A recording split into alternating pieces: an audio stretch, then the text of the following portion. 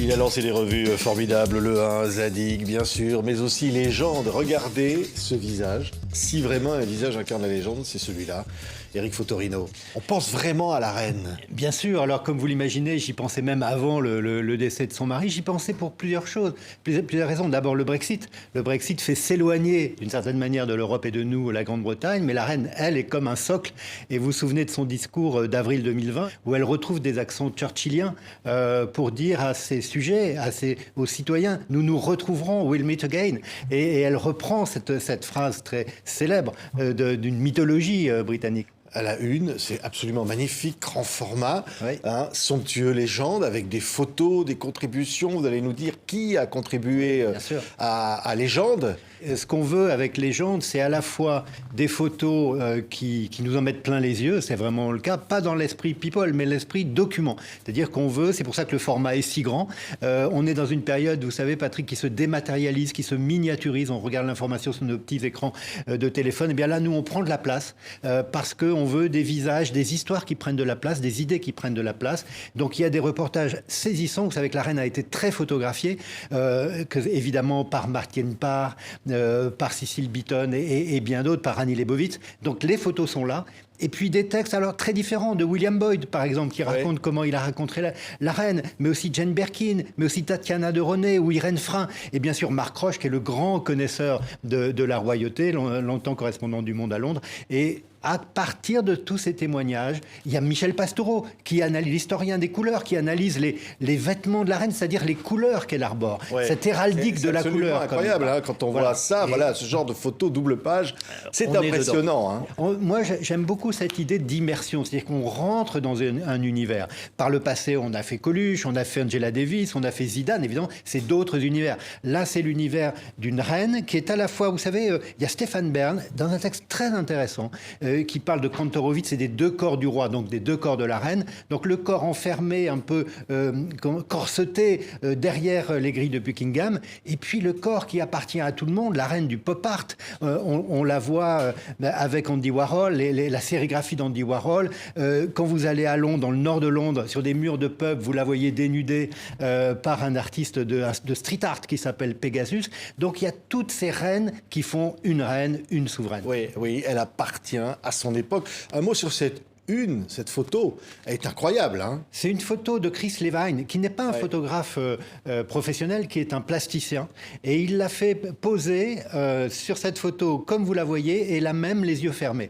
Nous, on a considéré que c'était bien de l'avoir les yeux ouverts. Et d'ailleurs, le protocole autorise tout sujet à regarder la reine dans les yeux. Eh bien, nous, on a voulu respecter ce protocole. On a le droit de la regarder dans les yeux. Ça fait du bien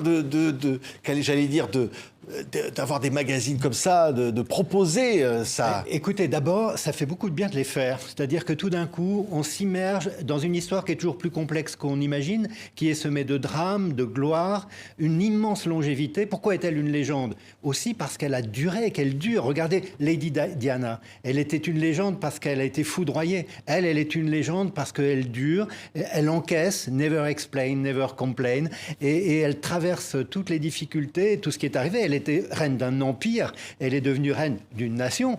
Le Commonwealth, maintenant, elle est la souveraine de 16 pays sur 54. Donc elle a vécu beaucoup de choses, et nous, on se reconnaît, non pas à travers la reine, on ne s'identifie pas à une reine, nous qui sommes de simples citoyens, mais on se reconnaît dans cette histoire où, avec la guerre et le Blitz et Churchill, avec le lien avec De Gaulle, elle aimait beaucoup De Gaulle. Elle parlait français, ils parlaient ensemble, même si De Gaulle a mis le veto sur l'arrivée à l'époque de l'Angleterre dans l'Union européenne, elle était très contente, au fond, parce que ça sauvegardait le Commonwealth. C'est la disparition du prince qui a été tellement auprès d'elle, absolument incroyable. C'est une histoire d'amour folle, parce qu'elle est amoureuse de lui très jeune, elle veut se marier avec lui, elle va d'abord se fiancer, elle va imposer les fiançailles à sa famille, donc elle se fiance discrètement et en secret, et après le mariage, elle va l'imposer avec toutes les caméras du monde, c'est-à-dire que ce sera le premier mariage, puis couronnement devant le monde entier. Oui, le prince Philippe, il est là derrière quand Il même. est là, 2 pas ou 3 pas derrière. Oui, 3 pas derrière. Prince C'est consort. quand même une histoire folle, parce qu'être l'époux de la reine... Oui, et voilà. puis c'est une histoire aussi qui n'est pas si facile que ça. Alors ça peut paraître paradoxal de dire ça, il a une vie royale. Mais évidemment, c'est un officier de la marine avec une famille dont une partie des Mountbatten s'était compromise avec le régime nazi. Et lui commence une carrière brillante dans la Navy. Et puis, lorsque sa femme devient la reine, eh bien, il va devoir renoncer à toute cette carrière et devenir ce prince consort quelque pas derrière. Oui, ça étonne qu'il ait voulu des obsèques aussi discrètes quelque part. Oui, mais je pense que ça correspond probablement et on pourrait dire qu'il meurt comme il a vécu et il quitte ce monde comme il a vécu. Oui. Et la reine, la responsabilité, vous disiez le Brexit, Oui. Harry et Meghan, le scandale, Bien sûr. Diana. Enfin, il y a beaucoup d'épreuves. Bien sûr, je pense qu'elle est restée dans cette idée qu'elle a héritée de Victoria, qu'elle a hérité aussi de la pratique. C'est-à-dire, il y a un essayiste qui s'appelait Walter Bagehot, qui a écrit un livre sur la Constitution britannique et dit la reine a 3 droits. Le droit d'être informée, le droit de mettre en garde et le droit d'encourager. Mettre en garde, elle l'a fait notamment pour l'opération terrible de Suez en 1956, qui a été un fiasco pour la France et la Grande-Bretagne alliée à Israël. Quand un sombre ministre voulait enlever son visage des timbres du royaume, elle a dit bon, je ne suis pas complètement convaincue, il faut que j'y réfléchisse. Ça voulait dire non, évidemment. Donc elle a cette possibilité et je crois qu'elle a toujours joué sur ces 3 registres, être informée. Et son premier ministre favori, ça a été Churchill. Ça n'a pas duré très longtemps, mais c'était ses débuts de reine. Mais plus tard, il y a eu Heath, qui était le travailliste et qui était vraiment important pour elle. Elle s'est moins bien entendue avec Thatcher, dont elle trouvait qu'elle faisait des révérences beaucoup trop appuyées. Et puis, il y avait ce côté peut-être rivalité de femmes. Donc, elle a traversé ces épreuves de façon assez équanime. Oui, elle a une donc de légende qui porte vraiment bien son nom. Oui. C'est une légende et pour toujours, il n'y en aura pas 2.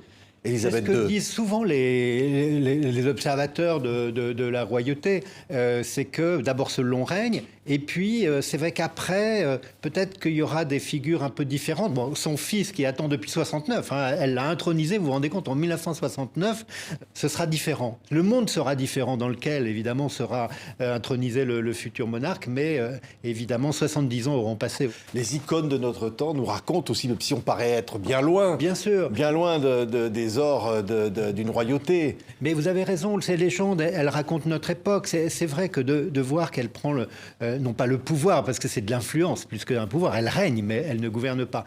C'est les années 50, et on voit à travers elle, je parlais d'expédition de Suez ou de l'Europe avec De Gaulle, on voit aussi la guerre en Irak, on voit tous ces grands événements, c'est comme un sismographe, en fait, vu de la reine, du regard de la reine et de ses fameuses poignées de main. Aussi, on dit qu'elle a serré des millions de mains. Je ne sais pas si c'est des millions, mais en tout cas, elle a beaucoup serré les mains. Merci Éric Fotorino. Voici donc le nouveau légende extraordinaire, hein. Magnifique. Merci, Patrick. Élisabeth II à la une. Merci Éric Fotorino. Merci beaucoup.